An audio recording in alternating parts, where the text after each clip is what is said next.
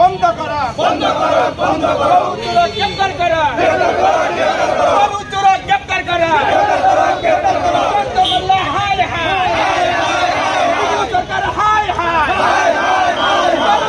গ্রেফতার করা, দাবি ন্যায্য দাবি, গ্রেফতার করা,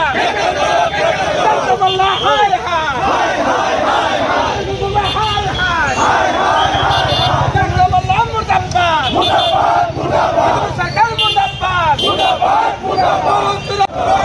प्रदेश कांग्रेस कमिटिर निर्देशत और बरपेटा जिला किसान कांग्रेस कमिटिर सहयोगत आमी बरपेटा जिला कांग्रेस कमिटी एटा प्रतिबाद साब्यस्त करिছোঁ। आपनालोके আজি केइबादिনৰ পৰা দেখি আছে যে গৰুকুটিলৈ গুজৰাটৰ পৰা যিসমূহ গীৰ গাই চৰকাৰে আনিছিল, ৰাজসাহায্যযুক্ত গীৰ গাই, সেই গীৰ গাইসমূহ কেনেকৈ বিজেপিৰ মন্ত্ৰী বিধায়কসকলে ভগুৱাই লৈ গৈছিল তাৰ বিৰুদ্ধে আমি প্ৰতিবাদ সাব্যস্ত কৰিছোঁ। কাৰণ আপোনালোকে জানে যে আজি গৰুকুটি প্ৰকল্পটো এটা অসম চৰকাৰৰ বৃহৎ প্ৰকল্প, কিন্তু আমি দেখিছোঁ যে এই প্ৰকল্পটোৰ বিজেপিৰ চৰকাৰৰ মন্ত্ৰী বিধায়কসকলে ধন ঘটা এটা উৎস হিচাপে ব্যৱহাৰ কৰিবলৈ আৰম্ভ কৰিছে।